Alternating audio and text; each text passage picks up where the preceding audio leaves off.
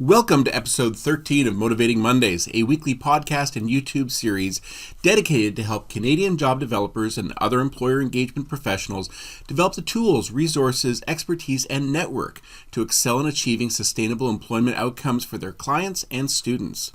My name is Christian St. Cyr, National Director of the Canadian Job Development Network, and today we're talking about how to prospect local employers, rank them based on their likelihood of hiring your clients or students, and developing a successful placement strategy. Now, this is week 1 in our 6-week series dedicated to the very best practices in employer engagement. Throughout the end of June and into July, we will be discussing strategies for connecting with employers representing clients and students, utilizing discovery to learn more about local employers, the value of leadership in the business community, turning a no today into a yes tomorrow, and how the job development community can work together to increase employer engagement across the board. I hope you join us each week for the next 6 weeks as we provide a comprehensive introduction into the best practices of job development for anyone who is new to the sector and valuable reminders for seasoned job development professionals. In this first week, we're going to talk about the valuable activity of prospecting and what job developers can do to be more effective and how success can build on success. I am a huge fan of Jeb Blunt, who is author of Fanatical Prospecting, and often refer to his work in promoting job development techniques. While his work is focused on sales, I believe there are important lessons for career professionals wanting to build meaningful relationships with local employers and achieve amazing employment and placement outcomes. One of Blunt's core beliefs is in utilizing cold calling to establish employer connections and grow influence. This might leave you wondering if cold calling is still effective. Blunt argues that while your best prospects will probably not be interested in responding to inbound outreach, you can still reap rewards from cold calling. Blunt encourages prospectors to make calls, walk through the door, and send that email or text. After all, we want sustained employment placements and success, then we have to interrupt our qualified prospect. It may not always work on the first try, but cold calling is still a proven way to eventually start a sales, or of course in our case, a job development conversation with prospects. The book goes on to discuss 5 communication channels. The first channel is in-person prospecting. Now, this is ideal for the job development community as it allows you to focus on a specific community as opposed to a salesperson who might have an entire province or the entire country to prospect. There's telephone prospecting. Now, this is a good way to find new leads as you're talking directly to the prospects. Then there's email prospecting. Using personalized emails based on industry verticals or specialized areas, as well as markets and decision maker roles. This is ideally scheduled after prospecting calls have already been done. There is text messaging. Once you've built a rapport, and texting can be an effective way to communicate with potential employers. And finally, there's social selling.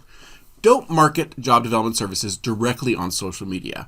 Prospects there want connections and useful resources they don't want to be sold to. Now, similar to my advice to job seekers, while there are a multitude of ways to connect with employers, some will be more effective than others, and you want to try them all. Regardless of the point of approach, Blunt notes that there are 4 objectives of prospecting. To be effective in prospecting, you need to know what you want to ask for, whether it's calling or emailing or cold calling or at networking events. It is important to have a specific goal for each prospecting effort. These goals may vary depending on the sector and solution areas, but they generally involve 4 things. 1, set a time that works for both of you to meet in person. And sometimes that's all you're going to want to do. 2, collect information and figure out which deals are the best. Consider prospects that are profitable, qualified, ready to hire, have a role, and someone who can make the decision. 3, seal the deal by finding the right moment to engage the employer and make your move at the perfect time.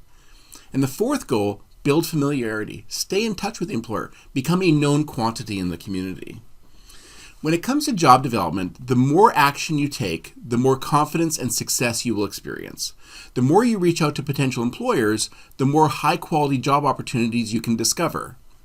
This turns what might seem like luck into predictable outcomes. By consistently reaching out to real prospects, you reduce feelings of doubt and fear, and you foster a proactive mindset that keeps your employer pipeline full.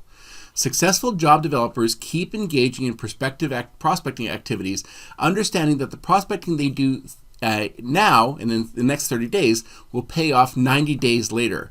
This is what they call your employer pipeline. Now, when conducting prospecting, you want to keep in mind the prospect pyramid. Great salespeople think of their prospect database as a pyramid. Job developers should adopt this same philosophy. At the bottom, there are tons of prospects that you don't know very much about other than a company name and maybe some contact information. The goal with these prospects is to move them up in the pyramid by gathering information and starting the qualifying process. At the very top are highly qualified prospects who are getting ready to hire. These are your top priority prospects and should be at the top of a job developer's daily prospecting list. So what are those levels in the job development pyramid? Well, level 1 is at the base. Initial lists with very little information. And your goal with prospects in this level is to fill information gaps. Learn as much as you can about the company, learn as much as you can about the key decision makers. Level 2, prospect record of employer, typical roles, and potential competitors. Now what you want to do is identify their hiring window. Perhaps they are hiring more in the spring, or in the fall, or in the winter, or in the summer. Perhaps they hire more at the beginning of the month or at the end of the month. But you want to get a sense of what their hiring pattern looks like. In level 3, we have a list of complete records.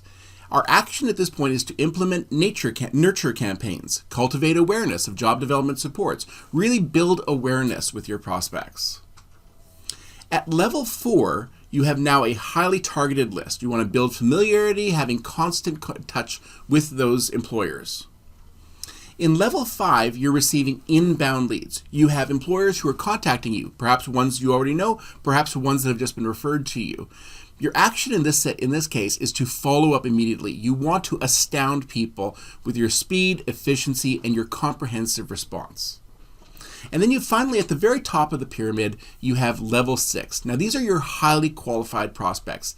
They already have a relationship with you, they're intending to hire, they want to hire, and what you want to do is close, what they call in sales, close quickly. But you want to be able to meet that employer's needs as quickly as possible. Now, while that is sort of an ideal approach to job prospecting, Jeb Blunt talks about the 3 Ps that are slowing your progress. It's easy to fall into bad habits and put prospecting on the back burner. To make the most of your prospecting efforts, it's important to identify and address the common bad habits that can slow your progress. These are the 3 Ps that he suggests.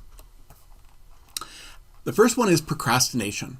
Remember to prospect every day. It's easy to put it off, but consistency is the key to getting the best results. Number 2, perfectionism. Overly thinking about making mistakes or not meeting your organization's expectations can have destructive consequences. It can lead to demotivation and anxiety, ultimately hindering your ability to get the job done. Jeb Blunt advises that it's better to achieve success through trial and error than to strive for perfect mediocrity. And finally, there's 3, paralysis.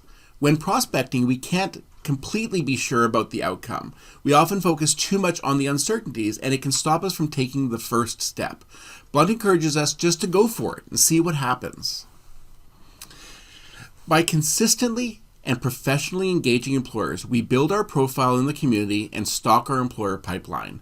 By utilizing the prospecting pyramid, we engage in our best, most likely hire employers first and build confidence that goes on to create greater employer engagement and better employment outcomes.